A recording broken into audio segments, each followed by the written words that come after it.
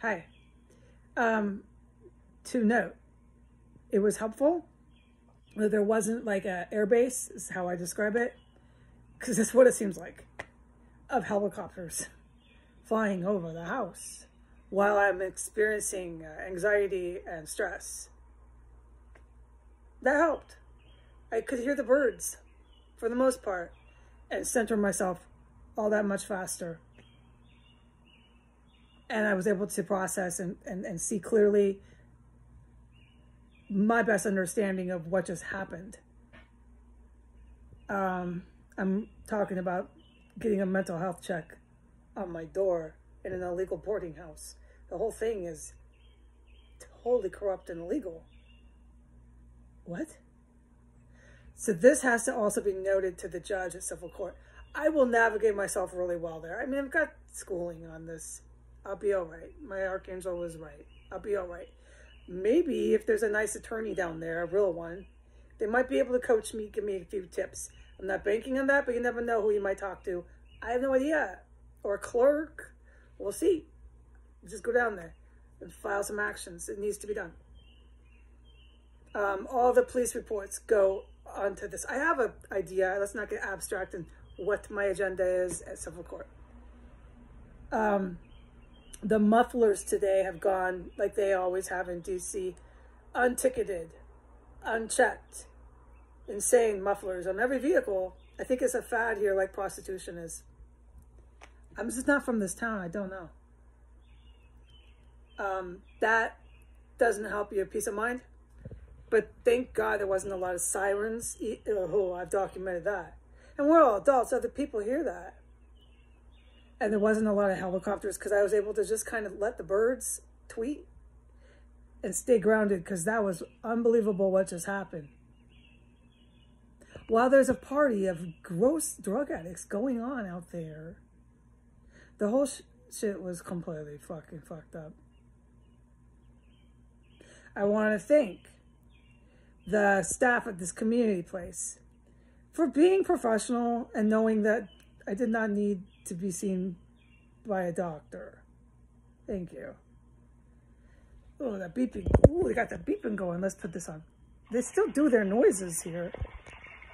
But the helicopters and the sirens and that beeping that they still do, that's just totally against city codes. But there's no any codes here. There's no any ordinances here. Nothing is enforced here, dude. You can kind of tell, right? So right now I'm microwaving my potato. You gotta do everything one at a time here because the power will blow out. So we did the roast, the pot roast. That's in the oven staying warm, so it's sanitary. The heat's off though. And now we're microwaving the potato, one thing at a time here. And then once the potato's done, we'll get to the gravy, and then I can say dinner is done. Dinner is done, I can eat. I am nervous and upset still that I'm being treated so badly as a witness to crime in Washington, D.C. I'm really big on advocation and being advocates of stuff, and there's like no advocation here. Being an advocate here, I think is like, let me turn this fucking sound machine off, it'd be nice.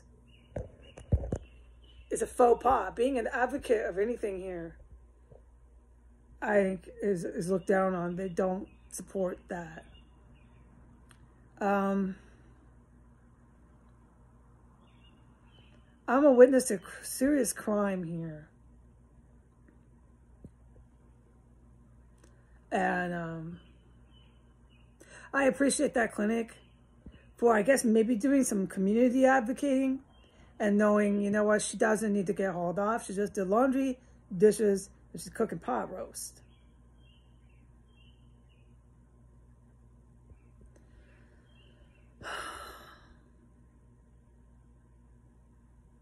Like I said, I take things one step at a time, one day at a time. Even with all the sobriety I have, I never will change that.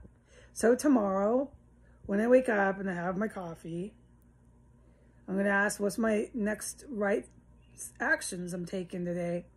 Am I getting a hold of the environmental place and doing the mold? Because these things need to be done. What's the process I'm taking it in? Which one first? If at all, what one? Am I writing an email to the city about how he's made no repairs, but he is still renting? Or at least has everybody here and doesn't have any intentions of making repairs. Basically, I don't need to recap this. Everything the man told him to do, he hasn't done it.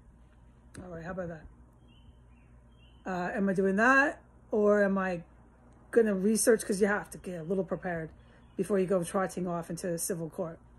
Am I going to do that? What am I doing, Archangel? Give me some guidance, please. And I assume because it's Monday, there'll be like a massive amount of helicopters going over the house and all the chaos. The Monday morning EMS screaming outside. Every day here is horrible. It's just horrible. So you try to, you know, meditate to that. It's real bullshit. And then I'll ask for guidance again on Archangel. Am I going to start looking for a new apartment yet? What do you want me to do?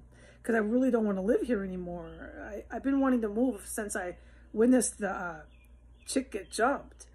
That violence I heard upstairs is when I packed all my things. And the night I came back from Philadelphia looking for a new place to live, that night, on returning, was another criminal 911 call I had to make to this house. Because they had gang members that went into this house, approaching cars on the street. I documented all that. We all know that. But no matter what, the cops refused to ever talk to anybody or ever come in here. The only time they came in here was to talk to me. And that's what I say they kind of made themselves look bad. The prostitute, I've heard her doing stuff like that. So I'm going to say that. The prostitute called the two cops on me. And it was one of the same cops that was also there the night that I called about the gang member that went in the house. And both times he's telling me to stop talking about this house, so on and so forth. I'll tell a judge or a federal agent, whatever they want to know, under perjury. So this whole thing with the mental health check was really disturbing. And I just would like my Archangel to give me guidance of when is the right time for me to look for an apartment to leave here. And while I'm here, what actions does he want me to take? Does he want me to go to civil court, file environment, what? And because of this kind of fear when strangers are knocking on your door, trying to say you're not well when you're just making pot roast dinner, after you've witnessed serious violence that never was ever investigated, I'm going to make myself eat a balanced dinner. I would like to make it through at least 2 pieces of my beef and half of my potato. If I can eat that much tonight, it's going to change the chemical balance in me. And I'm going to be a lot even more mellow than I am right now. And that's where I'm reaching for, to mellow myself out sober. You can do these things, folks. You don't need tranquilizers. Mellow myself out as much as I can. It's going to help my sleep tonight. It's going to help everything. So that's why food is really important. And cooking is really good for you. Cooking is a great thing to do. Now, I know we live in a society. Oh, I know this. I'm in it.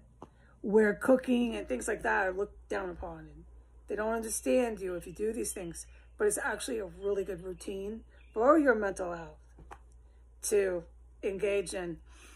Lastly, I don't like the word mental health. I resent that word. I resent that term. I'm going to search for new ways to say the same thing, because the whole mental health is stigmatizing. So let's try to find like a new term that's more open, and whatever the word, give me an adjectives another time. God bless America. Say goodbye.